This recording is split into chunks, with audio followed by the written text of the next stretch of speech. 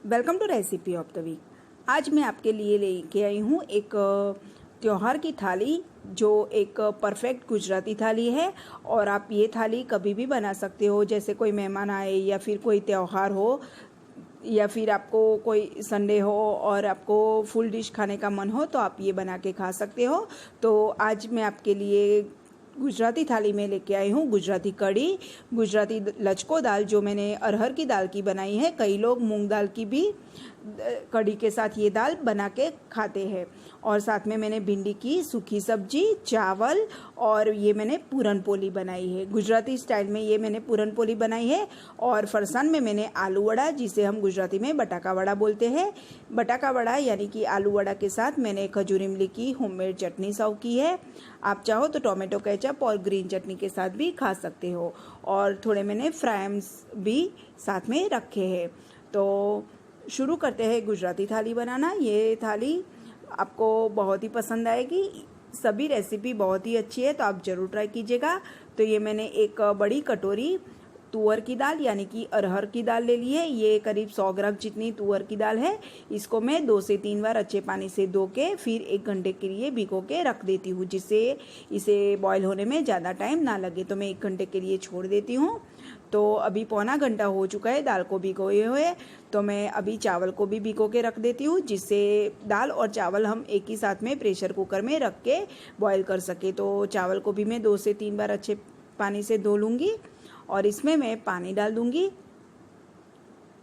तो ये मैंने पौनी कटोरी चावल लिया था, तो मैंने ये 1.5 कटोरी पानी और 1 छोटी चम्मच घी डाल दिया है, जिसे अच्छे सी स्मेल आ जाए। अभी मैं आलू वड़ा बनाने वाली हूँ, तो प्रेशर कुकर में साथ में ही मैं आलू भी रख दूँगी बॉईल होने के लिए, जिससे एक साथ में दाल, चावल और आलू सभी चीज़ें बॉईल हो जाएंगी। तो ये 1 घंटे के बाद दाल भी अच्छे से फूल चुकी है और 15 मिनट में ये चावल भी अच्छे से भीग चुके हैं। चावल को हमें ज़्यादा नहीं भिगोना है। तो प्रेशर कुकर में मैंने पानी गर्म कर लिया है, इसमें मैंने स्टैंड रख दिया है और नीचे मैंने अरहर की यानी कि तुअर की दाल बॉईल होने के लिए रख दी है। अरहर की दाल में ज़्यादा पानी नहीं डालना, क्योंकि हमें इसकी वेटमी यानी कि पूरन पोली बनानी है। तो अरहर की दाल के ऊपर मैंने चावल और इसके ऊपर मैंने आलू रख दिया है। तो मैं अभी प्रेशर कुकर बंद करके 3 विसल लगा के अच्छे से बॉईल कर दूंगी। तो गैस की फ्लेम मैंने स्लो ही रखी है। स्लो फ्लेम पे हम इसे 3 विसल लगा देंगे। तो जब तक हमारे दाल, चावल और आलू बॉईल होते हैं, तब तक हम भिंडी की सब्जी बनाने वाले हैं। तो भिंडी काट लेंगे। भिंडी को मैंने पहले अच्छे पानी से धो के फिर अच्छे से पोंछ लिया था, तभी हमारी भिंडी चिपचिपी नहीं बनेगी। तो मैं भिंडी को इस तरह से काट लूँगी, ऊपर का और नीचे का हिस्सा निकाल के इस तरह से मैं छोटे छोटे टुकड़ों में भिंडी काट लेती हूँ। और इसमें बीच में कोई कीड़ा ना रहे, इसका हमें ध्यान रखना है। तो भिंडी मैंने काट के रख दी है। तो तब तक मैं साथ में ये जो हम पूरन पोली बनाने वाले हैं, इसके लिए हम आटा तैयार कर लेंगे। तो ये मैंने 2 कप गेहूं का आटा लिया है। मैंने इसमें थोड़ा सा मोयन डाला है, करीब आधी टीस्पून जितना, और इसको हम अच्छे से मसल लेंगे। और अभी थोड़ा थोड़ा पानी डाल के इसका हम आटा तैयार कर लेंगे। जिस तरह से हम रोटी का आटा तैयार करते हैं, उसी तरह से हमें आटा तैयार करना है। तो ये अच्छे से आटा हमें मसलना है। तो इस तरह से सॉफ्ट आटा ही तैयार करना है, तभी हमारी पूरन पोली फटेगी नहीं। तो जिस तरह से हम आलू पराठा के लिए आटा तैयार करते हैं, इसी तरह से हमें पराठा का आटा तैयार करना है। तो ये आटा हमारा रेडी हो चुका है। तो मैं अभी इसे ढक के साइड में रख दूंगी। और जब तक हमारा प्रेशर कुकर ठंडा हो, तब तक ये सारी तैयारियां हम करके रख देंगे, जिससे टाइम बच जाएगा। तो ये आटा साइड में रख के मैं अभी आलू वड़ा यानी कि बटाका वड़ा का बैटर तैयार कर लूँगी। तो ये मैंने 100 ग्राम जितना बेसन ले लिया है। इसमें मैं 1/4 टीस्पून हल्दी पाउडर और 1 टीस्पून मैं नमक डाल दूंगी। अच्छे से मिक्स कर लेना है। और अभी मैं इसमें थोड़ा थोड़ा पानी डाल के इसका बैटर तैयार कर लूँगी। हमें ना ज़्यादा गाढ़ा ना ज़्यादा पतला, इस तरह से बैटर बनाना है। जिस तरह से हम नॉर्मली पकोड़े के लिए बनाते हैं, इसी तरह से हमें आटा बनाना है, इसका बैटर तैयार करना है। तो ये बैटर मैंने अच्छे से घोल के तैयार कर लिया है। अच्छे से हमें फेंट लेना है। इस तरह से कंसिस्टेंसी हमें रखनी है। तो ये बैटर रेडी हो चुका है। तो मैं अभी ढक के इसे रख दूँगी। और प्लेट के ऊपर में थोड़ा सा, जो हम लास्ट में बेकिंग सोडा डालेंगे, तो पिंच बेकिंग सोडा हमें लेना है, जिससे हमारे आलू वड़े अच्छे से फूलेंगे। तो मैं इसे साइड में बैटर के ऊपर ही रख देती हूँ, जिससे हम लास्ट टाइम पे भूल ना जाए। तो अभी हम भिंडी की सब्जी बनाएंगे। तो मैंने एक कढ़ाई में 2 टेबलस्पून तेल ले लिया है। इसमें मैंने आधी टीस्पून अजवाइन, थोड़ी सी हींग, थोड़ा सा मैंने हल्दी पाउडर, करीब आधी टीस्पून जितना हल्दी पाउडर डाल दिया है। हल्दी पाउडर तड़के में डालने से सब्जी का कलर अच्छा आता है। और अभी हम भिंडी की सब्जी बना लेंगे। तो भिंडी भी मैंने डाल दी है और अच्छे से मिक्स करना है। याद रहे नमक हमें लास्ट में ही डालना है, वरना भिंडी हमारी चिपचिपी बन जाएगी। तो मैं अच्छे से भिंडी को मिक्स करके खुला ही इसे पकने के लिए छोड़ देती हूँ, वरना भिंडी हमारी चिपचिपी हो जाएगी। तो जब तक हमारी भिंडी की सब्जी पकती है तब तक हम चेक कर लेते हैं कि प्रेशर कुकर ठंडा हुआ है कि नहीं। तो प्रेशर कुकर अच्छे से ठंडा हो चुका है। तो मैंने प्लेट के ऊपर से आलू निकाल दिए हैं और ये चावल भी अच्छे से पक चुके हैं। और आप देख सकते हो दाल भी अच्छे से गल चुकी है। तो मैंने दाल को इस तरह से, थोड़ी दाल को मैं, जो हम लचको दाल बनाने वाले हैं इसके लिए मैं निकाल देती हूँ। तो करीब 2 चम्मच जितनी मैंने निकाल दी है।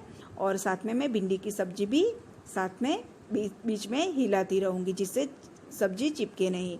तो मैंने एक नॉनस्टिक पैन गरम करने के लिए रख दिया है। इसमें मैंने 1 से 1.5 टेबलस्पून जितना शुद्ध घी ले लिया है। और जो मैंने बाकी की अरहर की दाल बचा के रखी थी बाउल में, प्रेशर कुकर के बाउल में, इसको मैं डाल दूंगी। और इसका हम पूरन पोली के लिए पूरन बनाएंगे। तो अभी मैंने गैस की फ्लेम फास्ट ही रखी है। फास्ट फ्लेम पे हम इसे कंटिन्यूस हिलाएंगे। और ये मैंने शुगर और गुड़ दोनों ही लिया है। कई लोग पूरन पोली अकेले गुड़ की या अकेले शुगर की बनाते हैं। तो ये मैंने 4 टेबलस्पून चीनी और 4 टेबलस्पून जितना गुड़ लिया है। ये मैंने अरहर की दाल के हिसाब से लिया है। और आप अपने टेस्ट के अकॉर्डिंग शुगर और गुड़ की मात्रा कम या ज़्यादा कर सकते हो। तो आप एक बार गुड़ और चीनी दोनों डाल के ये रेसिपी ज़रूर ट्राई कीजिएगा। पूरन पोली आपकी बहुत ही टेस्टी बनेगी। तो गुड़ और चीनी डालने के बाद हम इसे कंटिन्यूस हिलाते रहेंगे। तो आप देख सकते हो गुड़ और चीनी दोनों ही अच्छे से मेल्ट हो चुके हैं। तो मैं इसे इस तरह से मिक्स करती रहूँगी, हिलाती रहूँगी। और साथ में मैं भिंडी की सब्जी भी बीच बीच में इस तरह से देखती रहूँगी, जिससे चिपके नहीं। तो भिंडी की सब्जी में मैं इस तरह से मिक्स करती रहूँगी। और अभी हम पूरन को भी देख लेंगे। तो अभी फिर से मैंने गैस की फ्लेम फास्ट कर ली है और इस तरह से हम मिक्स करते रहेंगे। जब तक ये पूरी तरह से गाढ़ा ना हो तब तक हमें इसे मिक्स करते रहना है। तो ये मैंने थोड़ा इलायची का पाउडर और ये मैंने थोड़ा सा जायफल का पाउडर ले लिया है। तो अभी मैं इसको भी दोनों को डाल दूँगी। करीब 1/4 टीस्पून जितना ही मैंने लिया है, ज़्यादा हमें नहीं डालना है। दोनों को डालने के बाद मैं अच्छे से मिक्स कर लूँगी, जिससे अच्छे से खुशबू आ जाए। और भिंडी की सब्जी में अभी हम मसाला कर देंगे। तो मैं स्वाद अनुसार नमक डाल दूँगी। लाल मिर्च पाउडर मैंने 1 टीस्पून जितना डाला है। धनिया जीरा पाउडर भी 1 टीस्पून डाला है और अच्छे से मिक्स कर लूँगी। आप अपने टेस्ट के हिसाब से मसाले कर सकते हैं। और अभी हम इसे खुला ही पकाएंगे। आप देख सकते हो भिंडी हमारी बिल्कुल भी चिपचिपी नहीं बनी है, क्योंकि मैंने स्लो फ्लेम पे इसे खुला ही पकाया है। तो इसे अभी मैं पकने के लिए रख देती हूँ। तो हमें पूरन इस तरह से चेक करना है, चम्मच इस तरह से स्ट्रेट खड़ी रहे, तब हमें पता चल जाएगा कि हमारा पूरन रेडी हो चुका है। तो अब चम्मच एकदम स्थिर रहती है तो मतलब हमारा पूरन रेडी हो चुका है। तो मैंने गैस बंद करके इसे एक बाउल में ले लिया था और इसके ऊपर हम इस तरह से खसखस डाल देंगे, जिससे पूरन पोली का टेस्ट बहुत ही बढ़िया आएगा। तो ये हमारा पूरन अभी ठंडा होने के लिए मैं रख देती हूँ। तो इसके ऊपर मैंने इस तरह से जाली वाला ढक्कन ढक दिया है। सब्जी भी हमारी रेडी होने को ही आई है। आप देख सकते हो कढ़ाई में से तेल अलग हो रहा है और सारे मसाले अच्छे से मिक्स हो चुके हैं। तो ये सब्जी हमारी रेडी हो चुकी है। मैं गैस बंद करके सब्जी को भी साइड में ले लेती हूँ। तो अभी हम कढ़ी बनाएंगे। तो कढ़ी बनाने के लिए मैंने एक पतीली ले ली है और इसमें मैंने घर का बना हुआ फ्रेश 5 टेबलस्पून जितना दही लिया है। ये फ्रेश दही है और इसमें मैं 3 टेबलस्पून बेसन डाल दूंगी और अच्छे से मैं इस तरह से फेंट के मिक्स कर लूँगी। और हमें 4 जन के लिए कढ़ी बनानी है, तो 4 कटोरी कढ़ी बनानी है, तो मैं इसमें 5 कटोरी जितना पानी डालूँगी, जिससे उबल के ये अच्छे से आ जाएगा, एडजस्ट हो जाएगा। तो ये अच्छे से मिक्स हो चुका है, तो मैं इसमें 5 कटोरी जितना पानी डाल देती हूँ और अच्छे से फिर से मिक्स कर लूँगी। और बाद में मैं इसमें सारे मसाले जो हमें डालने हैं वो डाल दूँगी। तो ये मैंने 5 कटोरी जितना पानी डाल दिया है। अभी अच्छे से मिक्स कर लेते हैं। तो आप देख सकते हो एक भी गुठली नहीं है। तो अभी इसमें मैं 1 टेबलस्पून जितना गुड़ डाल दूँगी। गुड़ से कढ़ी बहुत ही बढ़िया लगती है। आप गुड़ की बजाय चीनी भी डाल सकते हो। इसमें मैंने 1 टेबलस्पून अदरक मिर्ची की पेस्ट डाली है, 1 टीस्पून नमक डाला है और थोड़े मीठे नीम के पत्ते डाले हैं। कढ़ी में हमें मीठे नीम के पत्ते ज़रूर डालना चाहिए, जिससे कढ़ी की खुशबू बहुत ही बढ़िया आएगी। सब अच्छे से मिक्स कर लिया है। तो अभी मैंने एक स्टील की कढ़ाई गर्म करने के लिए रख दी है। इसमें मैंने 1 टेबलस्पून जितना घी रखा है। इसमें मैंने 2 लौंग डाले हैं। तो ये तड़का मैंने चावल के लिए लगाया है। तो लौंग का फ्लेवर चावल में बहुत ही बढ़िया आता है। तो ये तड़का डाल के मैं तुरंत ही ढक्कन बंद कर लूँगी, जिससे घी और लौंग का टेस्ट और फ्लेवर अच्छे से चावल में बैठ जाए। तो अभी मैं कढ़ी का तड़का लगाऊंगी। तो इसके लिए भी मैंने उसी कढ़ाई में 1 टेबलस्पून घी डाल दिया है और इसमें मैंने थोड़े खड़े मसाले लिए हैं। एक दालचीनी का टुकड़ा, 2 लौंग, 1 सूखी लाल मिर्च और 1 तेजपत्ता। तो घी गर्म हो चुका है। इसमें मैंने आधी टीस्पून राई, आधी टीस्पून जीरा और आधी टीस्पून मेथी के दाने डाले हैं। मेथी के दाने डालने से कढ़ी की टेस्ट बहुत ही अच्छी आती है। और ये जो खड़े मसाले मैंने लिए हैं वो डाल दिए। मैं इसमें हींग डालना भूल गई थी, लेकिन आप हींग ज़रूर डालिएगा। कढ़ी में हींग बहुत ही इम्पोर्टेंट है। तो ये तड़का रेडी हो चुका है, तो मैंने कढ़ी में डाल दिया है। बहुत ही बढ़िया खुशबू आ रही है। तो अच्छे से मैंने तड़का कढ़ी में मिक्स कर लिया है। तो अभी मैं इसको साइड में उबालने रख दूँगी। और अभी जो हमें लचको दाल बनानी है वो इसका तड़का लगाएंगे। तो इसके लिए भी मैंने 1 टेबलस्पून घी लिया है और इसमें मैंने आधी टीस्पून जीरा और थोड़ी सी हींग डाली है।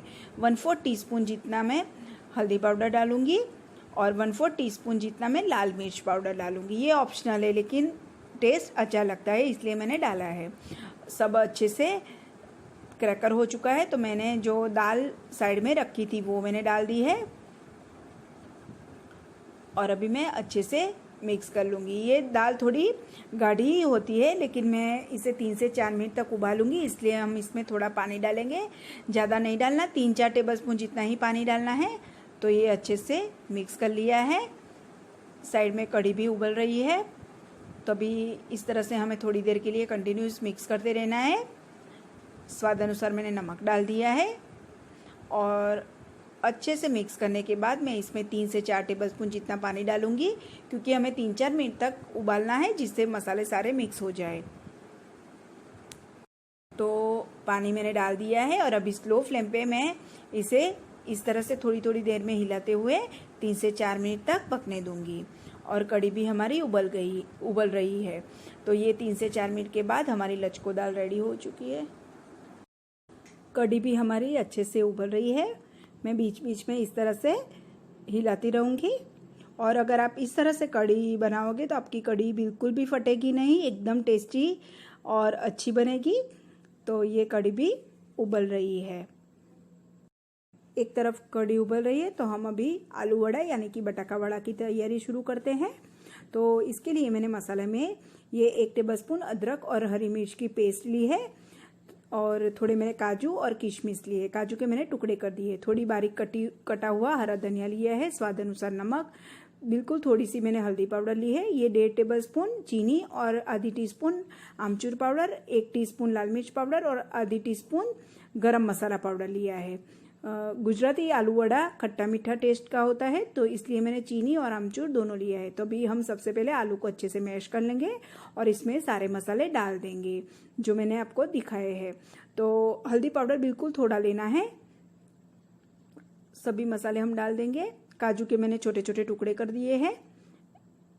अच्छे से मिक्स कर लेंगे। बारीक कटा हुआ हरा धनिया भी डाल देंगे और अच्छे से मिक्स कर लेंगे। तो इस तरह से मैंने अच्छे से मिक्स करके रेडी कर दिया है। तो अभी हम इसके छोटे छोटे गोले बना लेंगे।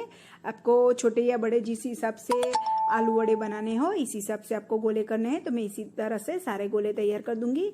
अगर आलू का ये जो मावा है आपके हाथ पे चिपके तो आपको हाथों को तेल से ग्रीस कर देना है, जिससे हाथ पे चिपकेगे नहीं। तो मैं इसी तरह से सारे गोले बना के रेडी कर देती हूँ।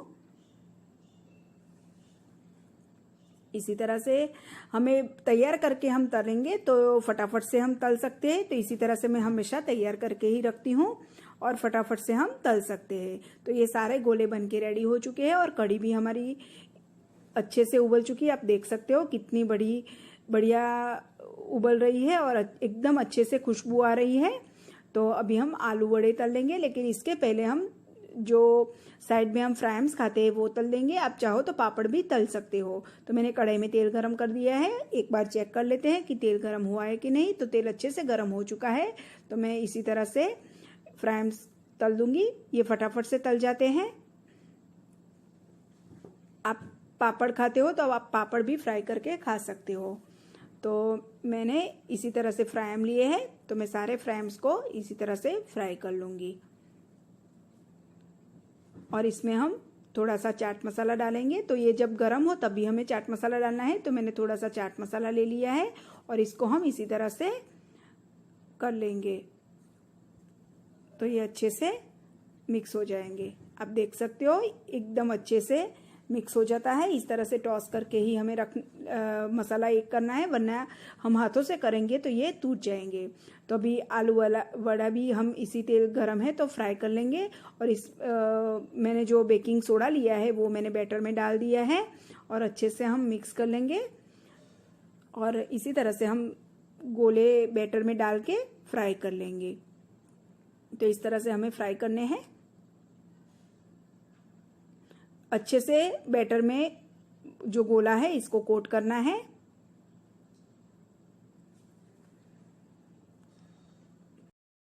तो इस तरह से हमें स्लो टू मीडियम फ्लेम पे इसे तलना है। एक तरफ से अच्छे से फ्राई हो जाए, बाद में हम इसे पलटा देंगे। गोल्डन कलर का होने तक हमें इसे फ्राई करना है।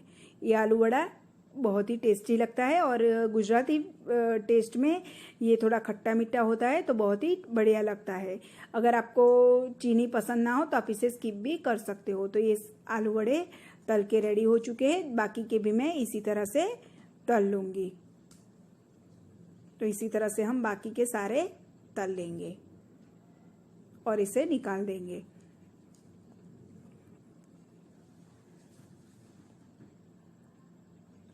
ये आलू वड़े हरे धनिया की ग्रीन चटनी और खजूर इमली के चटनी के साथ अच्छे लगते हैं। और अगर आपके पास खजूर इमली की चटनी ना हो तो आप टोमेटो केचप के साथ भी खा सकते हो। तो दूसरी बैच में भी मैंने आलू वड़े डाल दिए हैं और ये भी अच्छे से फ्राई हो चुके हैं। तो मैं इसे निकाल देती हूँ।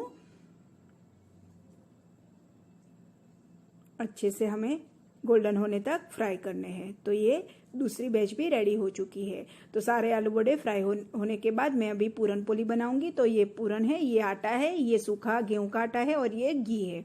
तो अभी हम पूरन पोली बनाना शुरू करेंगे। तो मैंने तवा गरम करने के लिए रख दिया है और इस तरह से मैं बड़ी लोई लेंगी।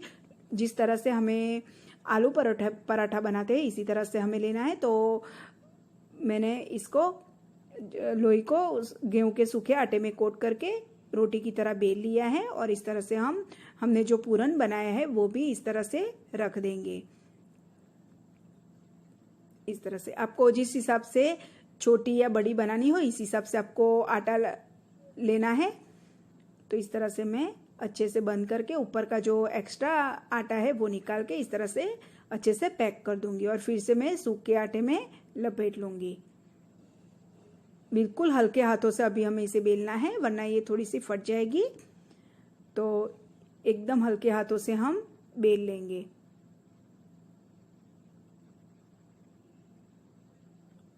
इस तरह से। तो ये अच्छे से बेल के रेडी हो चुकी है। आप देख सकते हो मैंने थोड़ी मोटी बनाई है। गुजराती पूरन पोली थोड़ी मोटी ही होती है। तो मैं अभी इसे तवे पे डाल दूंगी। तवा अच्छे से गर्म हो चुका है और हमें इसे बिल्कुल स्लो फ्लेम पे दोनों तरफ से सेकना है। तो एक तरफ से ये स्लो फ्लेम पे सेक रहा है तो तब तक हम दूसरी पूरन पोली भी बेल के रेडी कर देंगे। तो अभी मैं स्लो फ्लेम पे इसे पकने देती हूँ तब तक हम दूसरी पूरन पोली को भी बेल के रेडी कर देते हैं। दूसरी पूरन पोली भी हमें इसी तरह से ही बनानी है। पूरन अगर हमारा परफेक्ट हो तो हमारी पूरन पोली एकदम सॉफ्ट बनेगी। और इस तरह से हम जब पूरन पोली बनाएंगे तो ये फटेगी नहीं। थोड़ी सी हमें सावधानी रखनी है, लेकिन अच्छी बनेगी। बिल्कुल हल्के हाथों से हमें इसे बेलना है।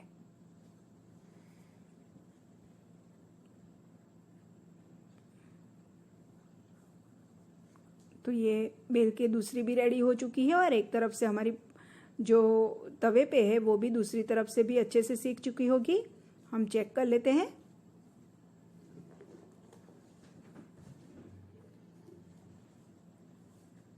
इसी तरह से हमें स्लो फ्लेम पे इसे सेकनी है।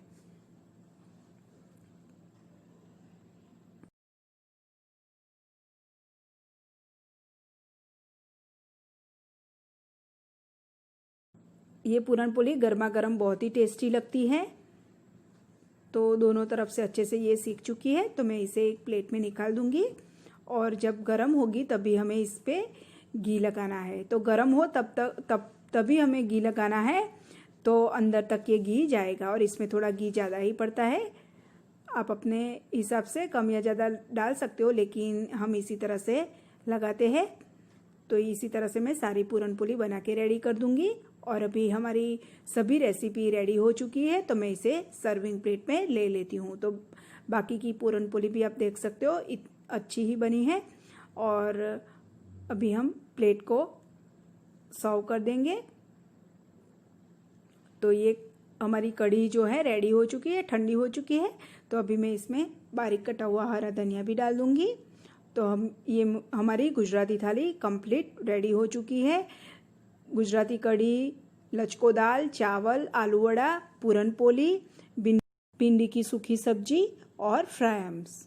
तो आप मेरी ये गुजराती थाली ज़रूर ट्राई कीजिएगा। और अगर आपको मेरा ये वीडियो पसंद आए तो मेरी चैनल को लाइक, शेयर और सब्सक्राइब करना ना भूलें और बेल आइकन पे क्लिक करना भी ना भूलें। मेरा वीडियो देखने के लिए धन्यवाद।